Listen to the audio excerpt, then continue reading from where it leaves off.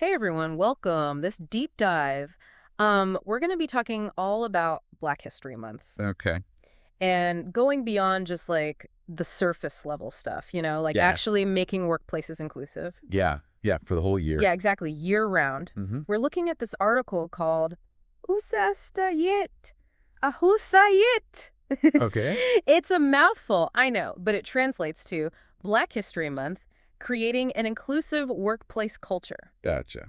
And it's written by this HR and organizational development specialist. So, they know their stuff. Yeah, they definitely know what they're talking about. So whether you're like a leader or, an employee or just someone who's like, hey, I want to learn about this stuff, Yeah. I think you'll get a lot out of this deep dive. I think what's really interesting about this article is that it pushes us to go beyond just the symbols and stuff. Right. To actually doing stuff that matters. Actually taking action. Yeah. The author is really clear that just acknowledging Black History Month is not enough. Yeah. We need to actually make workplaces where Black employees feel like they belong, Like empowered and valued every day. Yes, exactly. So, okay, let's talk about that action part. Okay. What does that actually look like in a real workplace?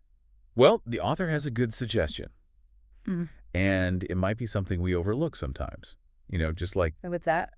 getting feedback from employees. Okay. And not just general feedback, but really understanding, what helps them thrive in the workplace and also what's holding them back. Yeah, so it's about making a space where people feel safe to talk about their experiences. Yeah, both the good and the bad. Yeah, and that reminds me of something I've been hearing a lot about lately, this idea of psychological safety. Yes. Can you explain that a little bit? Sure. So psychological safety is basically like this feeling that you can speak up, you can share your ideas. Yeah. You can even admit when you've messed up without being afraid of what's going to happen. Oh, so it's like a real sense of trust. Yes, Yeah. Exactly. It's about building trust. So it's not just having an open door policy. It's actually making people feel comfortable to walk through that door. Exactly. Okay, so we've got the feedback part. Right. But the article goes beyond just collecting it. It talks about actually using that feedback to make real changes. To policies, to procedures. Yeah, shaping the whole workplace based on what people are saying. Yeah, data-driven inclusion, they call it. Oh, and speaking of data, there's this book I've been meaning to read. Oh, yeah. What is it? It's called The Inclusion Dividend. Okay. And it's all about how diversity and inclusion can make companies more successful. I've heard of that one. It's got some good stuff in there. So it sounds like it ties in really well with what this article is saying. It totally does. There's all this research showing that companies with diverse leadership teams, they're actually more innovative. Really? And they do better financially. So it's not just about doing the right thing. It's also good for business. It's both. That's awesome.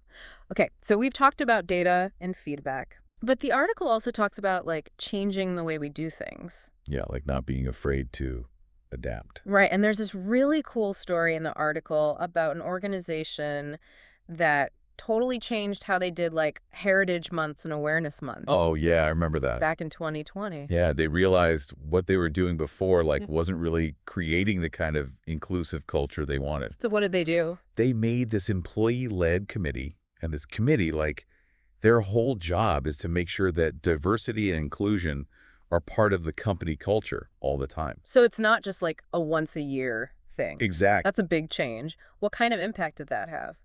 Well, a lot of the employees said they felt way more comfortable being themselves at work. Oh, wow. Which is huge. Yeah. And I think another important thing was that the leaders started being more open and vulnerable. Okay. Sharing their own experiences and challenges. Yeah. Which, when leaders do that, it makes everyone else feel like they can too. It's leading by example. Exactly. It creates this whole culture of trust and authenticity. I love that. So it sounds like they moved away from just doing performative stuff. Yeah. To actually genuinely committing to inclusion. Right. Which is awesome. Now, the article does talk about some things to avoid, too. Oh, yeah. It mentions things like positive discrimination without having a clear strategy. Right, because even if you have good intentions, yeah, if you don't think things through carefully, you can actually end up making things worse. Reinforcing the biases you're trying to get rid of? Exactly. So how do we avoid that trap? The article really pushes for a systemic approach. Okay. It's all about looking at the whole system. The whole picture. Yeah, and figuring out what are the root causes of inequality. Not just putting a Band-Aid on the problem. Right, because a Band-Aid's not going to fix the problem. It's just going to cover it up for a little bit. Exactly. So this idea of a systemic approach makes sense to me. Yeah. But I'd love to hear more about what that actually looks like in practice. Yeah, like what are some specific examples of these barriers that we're talking about? And how do we actually use data to break them down? Those are great questions, and that's actually a perfect place to stop for now. Okay. We'll come back and tackle those questions in the next part of our deep dive. Sounds good. I'm looking forward to it. Me too. Welcome back. We've been talking about going deeper with Black History Month, making workplaces truly inclusive. And we were talking about how important it is to make like systemic changes. Yeah, not just like quick fixes. Right, exactly. And that's where things can get kind of tricky. Yeah. Because the article we're looking at, it talks about using data for hiring and keeping employees. Right, data-driven everything. Yeah, but it doesn't really give a lot of like concrete examples. Yeah, it's kind of like, okay, use data, but how? Right, like what does that actually look like? Yeah. So for everyone listening, think about your own workplaces. Yeah. Have you seen any like systemic issues? Good question. And what can be done about them? Well, let's start with hiring. Okay. One example is bias in how resumes are reviewed. Okay. Like, you might not realize this, but studies have shown that resumes with names that sound Black, they're less likely to get a call back Really? than resumes that have names that sound white, Wow. even when the qualifications are the exact same. That's crazy. It's like those subtle biases, that you might not even realize you have. Right. Unconscious bias. Yeah, but they have a huge impact. Exactly. And it's not just names either. Oh, really? It can be like what schools people went to, Yeah. their work experience, even how they talk in an interview. So basically, bias can sneak in anywhere. Pretty much. So how do we fix that? I mean, it's one thing to say be aware of your biases, but how do you actually change behavior? That's where data comes in. Okay. One thing the article talks about is blind recruitment.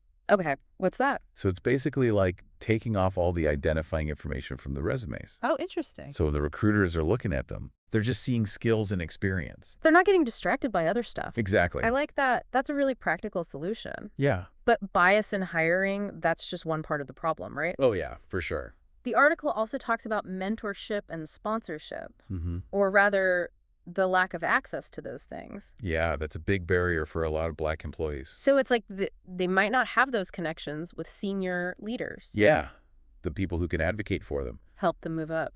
Exactly. And without that support, it's tough to advance your career. Yeah, it's like that lack of mentorship can really hold people back. It totally can. It creates this like vicious cycle. Okay, so how do we break that cycle? Well, one thing organizations can do is set up formal mentorship programs, Okay, specifically to connect Black employees with senior leaders. that makes sense. And they can also do sponsorship programs Okay. where senior leaders actively champion high-potential Black employees. Like really go to bat for them? Yeah, open doors that might not have been open before. So it's about going beyond just words. Right, taking action. I like how these are all like concrete things that companies can actually do. Yeah, it's not just theory. It's like using data to actually solve problems. Exactly. But it's not just about getting hired and promoted, right? It's also about the whole workplace culture. Right. Like making sure Black employees feel like they belong. Yeah, that they can be themselves. And that goes back to what we were talking about before, It's that. psychological safety. Oh, yeah. Creating that space where people feel safe to speak up. And share their ideas. Yeah, be themselves without fear of judgment. It's so important. And that takes like real effort, right? It's not a one-time thing. It's ongoing. Yeah, you can't just do like one diversity training a year and expect everything to be fixed. Right? It has to be part of everything you do. Woven into the fabric of the organization. Yeah. And everyone has to be involved. Right. It's not just HR or leadership. It's everyone's responsibility. It's a journey we're all on together. This has been such a great conversation. Yeah, So many good insights. I agree. We've been talking a lot about like the organizational level, but what about individuals? Yeah. What can each of us do in our own lives to make things more inclusive? That's a great question, and it's the perfect transition to the last part of our deep dive. Okay, We'll shift from the organization to the personal sounds good. and explore how we can each make a difference. I'm really looking forward to that conversation. We'll be right back with part 3. All right, welcome back to our deep dive on creating inclusive workplaces. It's been a really great conversation so far. Yeah, we've talked about going beyond just the surface level stuff for Black History Month, using data to make real changes and how important leadership is. Yeah. But now I kind of want to shift gears a little bit Okay. and get a little more personal. I like it. Because up until now, we've been mostly talking about, like, what organizations can do. Right, the big picture stuff. Yeah.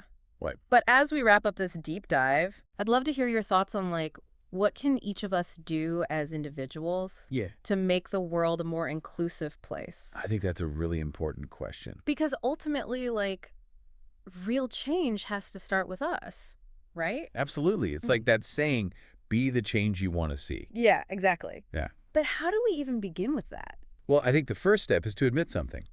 Okay. We all have biases. Yeah. Whether we realize it or not. Mm-hmm. And those biases can really affect how we interact with people, the decisions we make, even the culture we create at work. So you're saying before we can even try to change the system, we have to look at ourselves? Exactly. Self-reflection is so important. Yeah. Take some time to really think about your own beliefs and assumptions, and think about how your own experiences might be shaping those views. It's not always easy to do that. No, it can be uncomfortable. But it's important. It's necessary. And it's about, like, being open to learning. Yes. To realizing that we don't have all the answers. And being willing to change. Mm-hmm. It's about humility. Exactly. And it's about being willing to have those tough conversations. Yes. To speak up when we see something wrong. And to be allies. Yes. Allyship is so powerful. It really is. It's about more than just being supportive. It's Yeah. about actually using your privilege to make a difference. To advocate for change. Exactly. It's Yeah. about amplifying the voices of people who are often silenced Mm-hmm. and using your influence to challenge those systems of oppression. However big or small that influence is. Yeah. And it's about being a good listener, Oh, absolutely. like really taking the time to learn from people who have different experiences. Yes. Now, I know some people might be thinking, like, okay, what can I as one person really do Right. to change all this? Yeah. And yeah, systemic change takes a lot of people. For sure. But I truly believe that individual actions can make a difference. They really can. It's like a ripple effect. Yeah, each conversation, each choice, each action. It all adds up. So I want to leave our listeners with a challenge. Okay, I like it. Think about one thing you can do this week to be a better ally, Mm-hmm. to make your workplace more inclusive, Right. or to challenge a bias you've seen. It could be something small. Like talking to a coworker, speaking up in a meeting, educating yourself on an issue, or it could be something bigger. like volunteering for an organization. Donating to a cause you care about. The point is, don't underestimate what you can do. Every little bit counts. Each step we take, it brings us closer to a better world. A more just and equitable world. And remember, creating a truly inclusive world, it's a journey, not a destination. It takes time. And it takes continuous learning and unlearning and relearning. And empathy and compassion. And a willingness to challenge the way things are. But it's a journey worth taking. And we can all be a part of it. Yeah, absolutely. So that's it for this deep dive into creating inclusive workplaces. Thanks for joining us. We hope you learned something new today. And that you'll keep learning and keep growing. And let's all work together to create a world where everyone feels like they belong.